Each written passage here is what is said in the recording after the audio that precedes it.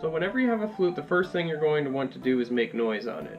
But we also don't want to wear ourselves out by not having the proper embouchure. So the first thing that also comes to mind is whenever you think of a flute, you blow across the embouchure hole is what it's called. That is this hole right here, where your mouth goes and you blow across it. And in your mind, you're probably going to be thinking to yourself it's something like a bottle, which it is similar, don't get me wrong, but it's not the same. As you can see, this bottle is this cylindrical kind of object that is cut at the top, as opposed to the flute is one that is drilled into the side. So it has a different shape to it. And you can kind of see that it has a dip in it, and there is going to be a wedge shape basically on the opposite side, to where you're going to be splitting the airway into two. That is how flute playing is done. The airway splits from one into two, a little bit on the outside, and then a lot on the inside of the flute, making the flute vibrate, and that is how you create sound, because sound is vibrations. Just like if you listen to a real deep bass note, you can hear the individual vibrations. So we want to do that to the best of our ability. So with a bottle, you play it by puckering your lips slightly and blowing straight across, and it makes a pretty solid tone. Your embouchure is kind of wide and big, and it creates a large amount of air that comes out. You'll get lightheaded and so on and so forth if you play it for a little while. Embouchure is in particular the shape of your mouth in order to produce sound out of a flute. So anything that involves your lips, that is your embouchure. So with flute comparative to like a bottle or something, you're going to be creating a different mouth shape or embouchure.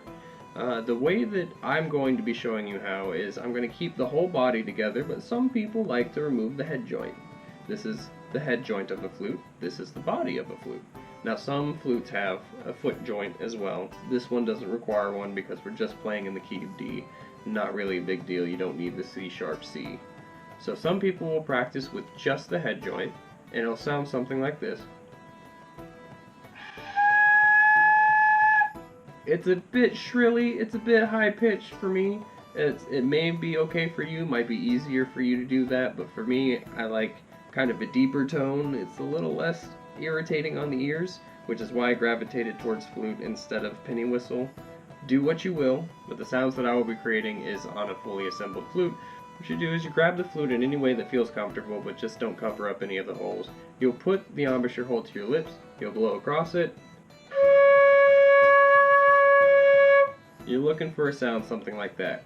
You might get it immediately, you might take a while, you might take a long while. In all honesty, I was able to play that note whenever I first started, but trust me, getting down the line, it really didn't help that much. Just keep in mind, just because you might not be able to create a note just yet, don't let that discourage you, because you will further down the line once we explain embouchure a little bit more. In order to get a proper tone, in order to not get lightheaded, you need to tighten your lips. You need to tighten your embouchure. A lot of people, whenever they start, don't have a good embouchure, and they get very lightheaded very quickly, and it's because they're using a lot of air, way more air than they should, in order to create a note. And there's a few different ways that you can actually tighten your embouchure. Now, the first way that I was taught via a YouTube video a long time ago, somebody said to grin. And that is the way that you tighten your embouchure. You play the flute, but he wasn't talking about embouchure or anything like that. He just said, do the fluting grin and then play. So I was like, okay. And I grinned, which my grin looks something like this. And then I opened my embouchure, and I couldn't play. I absolutely could not produce a tone in any way, shape, or form. So that might work for you, but it definitely didn't work for me. Some people actually might frown just a little bit slightly. Sometimes I do as well, depending on how my embouchure feels, but I don't really grin. And the way that I learned how to play and tighten my embouchure is to take the corners of my mouth and pull them straight back to the back of my jawbone, making what I call an unamused face, what other people might call a grimace or something like that. What you want to imagine is squishing a straw, and if you squish the tip of the straw, the corners of the straw will no longer be circular. It'll be more diamond shaped, but without the two diamonds at the top and bottom. It'll be like a pointed oval. You want to get that hole as small as you can, but still focus on producing a sound. Whatever way works for you, let's start with that, get everything going, get you making noise, because the way that we play music is by making noise. That's the fun part. So if you're not making noise, you might become a little bit more disinterested in playing the instrument. So whenever you place the embouchure hole up against your mouth, a lot of flute players will tell you to put it right up against the edge of your bottom lip. So the very, very bottom edge of your bottom lip to the edge of the embouchure hole closest to you.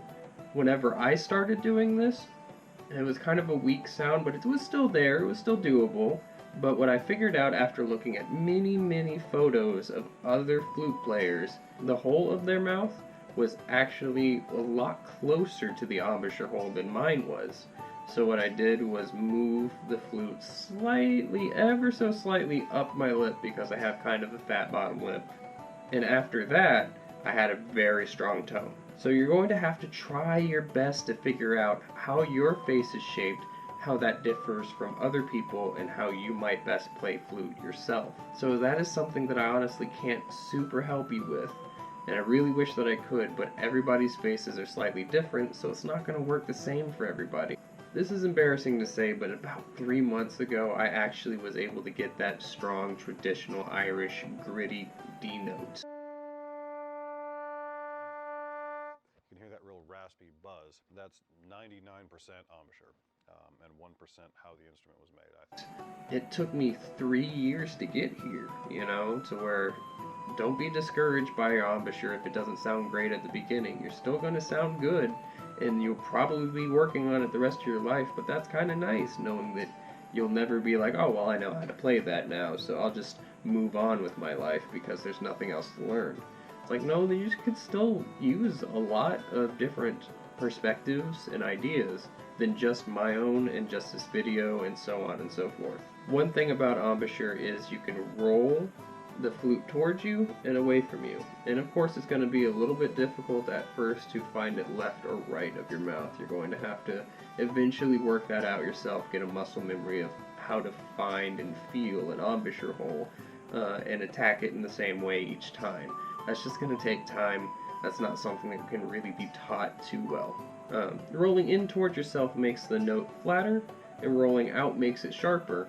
So you're going to have to find where your strongest tone is between that rolling area. And this will also, of course, take probably the rest of your life to figure out what's the best. It's something to keep in mind whenever you're trying to find that good, strong embouchure. Whenever you're starting out, you are honestly going to be a little lightheaded in some ways. Even if you have a very strong embouchure, your body's just not used to the breathing techniques that is required to play flutes for long periods of time. So after a while, your body will recognize this practice and will get used to it, but it might take some time. What we've been doing so far is making a low C sharp. Now we want to jump the octave into the high C sharp. You have 2 to 3 octaves with a flute like this. I'm going to be honest with you, I don't really go into the 3rd octave as much. I probably should, just to be a well-rounded flute player. 2 octaves is normally plenty. So the 2nd octave is where you tighten your embouchure just a little bit more and produce faster air, but not more air, in order to actually achieve the note. What you're going to imagine is kind of like putting your thumb over a garden hose. There's not more water being pushed out in order to get that pressure. It is just making a smaller opening. It creates a pressurized water flow, but in this case, a pressurized airflow. So a lot of people in the beginning will actually try and blow harder, and that will make you more lightheaded if it's not really meant to be played that way. But if you actually tighten your embouchure the way that it's supposed to be, you can actually achieve the same 2nd octave with far less air.